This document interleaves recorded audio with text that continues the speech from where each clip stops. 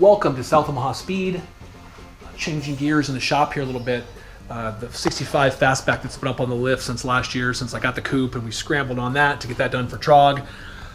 My daughter, who's 17, has some interest in the car and she wants to start working on it, so I got it down, cleaned the garage so we could get around it. But it's a C code 289. It should be a video before this one here, kind of showing me and my dad working on it and us going to get it out in Oakland, California. But it sat in the guy's backyard for 38 years. His first wife wrecked it, and he parked it, and you can see that the fan kind of got into the radiator a little bit, got pushed in, and it's got some front end damage on it, but not too bad. I mean, heck, a front valance and a new bumper, and this thing be ready to rock and roll. So, but anyway, he did park it, and he covered it in the backyard in Oakland. He didn't want anybody to see it out there and know what it was, because he was worried about somebody stealing it. But so the tarp really buffed the paint off the top, and it's got some great patina. Of course, my 17-year-old, she's like, we got to paint it. Like, I'd love to paint it. Just money, time. So the plan is just to get the thing going. That first video shows us getting the car running. And, out there, when it sat for 38 years, it had the hood off it for a while, and that carburetor was frozen, solid, the linkage. So at some point, the hood was off for a while. And I'm thinking, I thought it was stuck, and I have a 66 289 here in the shop that I heard run last summer. And so my plan was, I got an engine for this thing, not a big deal. We'll just pull this motor out and put that 66 289 two-barrel in it. This is a two-barrel car. It's a C code with an automatic in it. And so, yeah, that was the plan. We'll just go ahead and change the motor out. But then I had it on Eric's trailer, which was still here last fall, and in September, I believe we got it at the end of September. And I took a breaker bar to that crank pulley and on the big bolt, and started to move. It moved like a ½ inch. So I pulled all the plugs out and we lubed it up. And that number 7 cylinder on this side over here, second from the back, puked a ton of water, rusty water over the trailer. And I'm like, this thing's gonna be no good. But I got the thing to keep turning, and it turned all the way over. I'm thinking, well, geez, if it's gonna turn over, she's gonna run. Let's see what we got. So I put a jug of fuel on the fuel pump, and we cranked it without plugs in it until the oil light went off. Didn't even change the oil in the thing. Probably should have changed the oil, but we didn't, because I'm thinking the motor's junk at this time, right? So to see what happens. And so we got to run. We fired it up. It was pulling fuel through the fuel pump up to the carburetor, sitting there idling. I mean, I haven't even had the carburetor apart or anything. Of course, my dad's over, and that's the luck of my old man. He got something sit for 10 years, just fire right up for him. Me, I got to take the whole thing apart twice, and maybe 3 times to get the thing to go. So all the different things I'd have to put up with. But the old man was here, so we had his luck on our side, and the thing, I could tell that the thermostat wasn't open in here in the housing, because this hose, it was kind of getting hot, and you could just tell that water wasn't circulating. You couldn't feel water in this hose, so getting real hot. Anyway, so we shut it off, and I checked the thermostat, and it was rusty, closed. So we put a new thermostat in it, and before I did that, I took that bottom radiator hose, we took it up in the car wash, and just sprayed the motor out best we could with the high pressure, and just getting the rusty water out of it. And so we put it back together with the new thermostat, ran it again, and it was cycling the water. It just sitting there idling, couldn't ask for better. And so when I first had it running on that transmission too, I just checked the stick, and I knew it was probably going to be low, so I had a quart of transmission Lucas fix here, and I added that to the tranny right off the bat on the first startup, and I added that in, and it was still a little low, and one more quart of transmission fluid, and she was topped off. So the tranny was cycling, it was doing its thing as far as not leaking all over the trailer, right? Which I thought the front seal, the rear seal is going to go out of this thing right away. And on that second startup, when the new thermostat, it was sitting there just cycling the water, just idling, the fans pulling through the radiator, golden, right? I mean, things sound so good, revving. I jumped in it, and the thing had like 3 flat tires. It was strapped to the trailer, no brakes, of course, over that period of time. And I put into gear, it just dropped right into drive, dropped right into reverse. So RPMs come down. It's like, wow, this thing is amazing, right? So transmission feels good, the motor feels good. After 3 heat cycles, we checked the compression at number 7 cylinders, only got like 85 pounds in it. The rest are like 120, 125, 130-ish. Even number 2 hole had a little bit of rusty water in it, but the compression matches the rest. So we do have one cylinder that's down, but man, that thing sounds so good revving. Just vroom, vroom. So it'll be perfect to get started with, and for my 17-year-old. So she's pumped about working on this thing. So I wanted to get it down so we can kind of pick at it.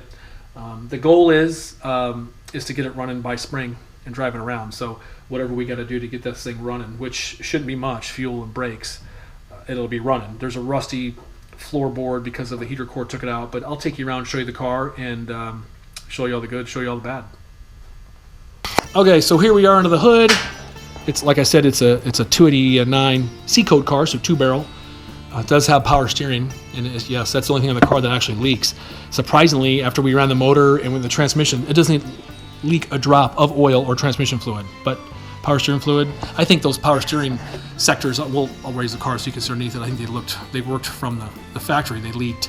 But anyway, so yeah, usually around here, these Mustangs are just rusty here in Nebraska, but usually they're bad right here. They'll start bubbling up, and here where these panels overlap, but this thing's pretty clean. The only really exterior rust is right here in this door, where I'm sure the weep holes just got plugged. But yeah, pretty cool car, pretty excited. You know, they say those California cars are not rusty, but they sure are beat up. Every corner of them's got a little damage, you know what I mean, just from all the traffic and running. But anyway, you can see kind of a little work in there. They kind of filled that cement, must be a little damage there, just like this side. And the other side just fixed. They probably just filled it in with putty. And you can see where the thing got hit. That gap closed up. And I have to push that front fender forward a little bit to free that up. But kind of cool. It's a black interior car, which is nice. It was originally a silver car, but somebody painted it green. I don't know if my buddy William did that or the owner before him. I never did ask that question. We might try to call William one of these nights when my daughter's over and get him on the phone, just so you can hear his laugh. The dude is cool as a fan. He's just funny. So if you look around in here, original quarters on a Mustang here in the Midwest is just unheard of.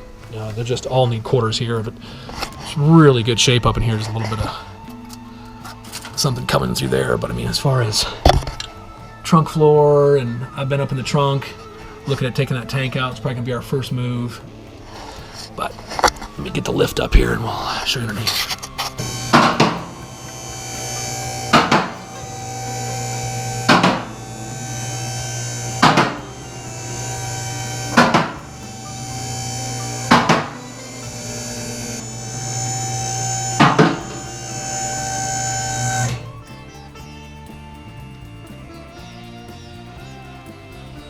So we'll start up here in the front. Kind of see that damage right here on this front cross member. Just a minimal hit here, so I probably wouldn't even fix that. Just let that new Valance cover it and go. The plan is going to be, it's a front drum brake car originally. I'm going to go ahead and convert over to front disc brakes. I actually got the 4-piston calipers that were, I think, 65, 66, 67. I got a set at my dad's. I also have a 67 Mustang as well, so I've kind of been collecting Mustang parts, and I got a set of spindles and stuff over there. From what I understand, the brackets that are on those 67 spindles will fit these 65 spindles to make the front disc brakes work, so that's the plan with that. We'll probably check all the steering components, see if it needs a tie rod or something like that, but for the most part, just new shocks and new brakes, make it safe, maybe some bushings on this sway bar because they're pretty bad. But just to make sure this thing is safe and handles, because I know she's excited about driving it, and I don't blame her. I'm excited about driving it too. So we'll do the disc brakes, the disc brake conversion. I think it's a special master cylinder. We'll do all the rubber lines, the heater core up in the cowl area. When leaves get down in there, they kind of plug the weep holes in the cowl under the dash there, and they'll pocket and they'll fill those weep holes, and then the water just sits in there and they rust. So the driver's side behind the cluster there up in there, the cowl's got some damage, and it's kind of like there's a vent that the air comes through, and it's all rusted around that. So I bought a new patch panel. I'm hoping I can cut it apart and just fix and maybe panel bond glue that patch up underneath there without having to do the big repair where you got to cut open the inside of the engine compartment and all that stuff. So hopefully we can fix it and just strip that dash out and fix that real quick. That's the plan there. And then the heater cord leaked while it sat there, and it took out the floor pan here.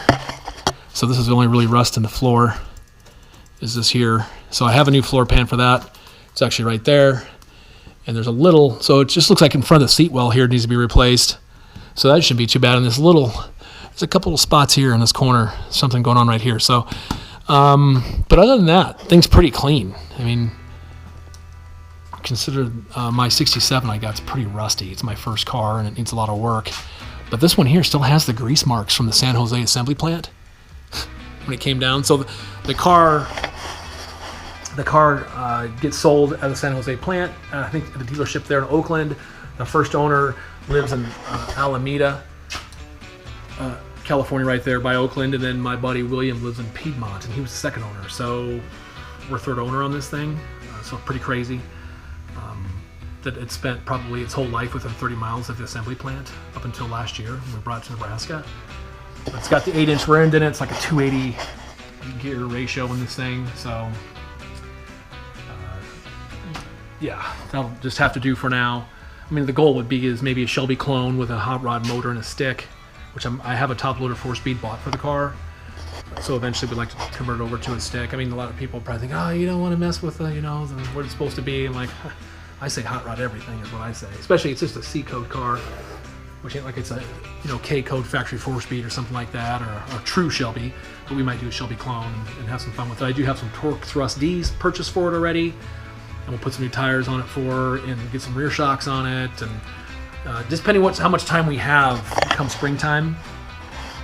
I mean, if the thing runs and drives, and maybe just put a temporary patch on that floor just to get this thing going. You can always go back and fix those things later, right? The interior is pretty roached, but we will have to do some work on that dash. I got seat covers for it already, and we'll just have to see how it goes for a time frame. But man, if the thing's cleaned up, just clean the glass and new tires and make it drive and safe. How much fun would she have in this thing, and how much fun would I have in this thing, just driving it around? And I'm a patina man, so because if I can afford patina. So anyway, that is the plan for the Fastback. That's what we're up against there. So keep an eye out for some episodes on that coming up. She's talking about coming out here and helping, so that's cool. And little Annie, of course, if we're out here, she's going to be out here helping. So anyway, thanks so much for watching. We'll catch you next time on South Omaha Speed. Appreciate you.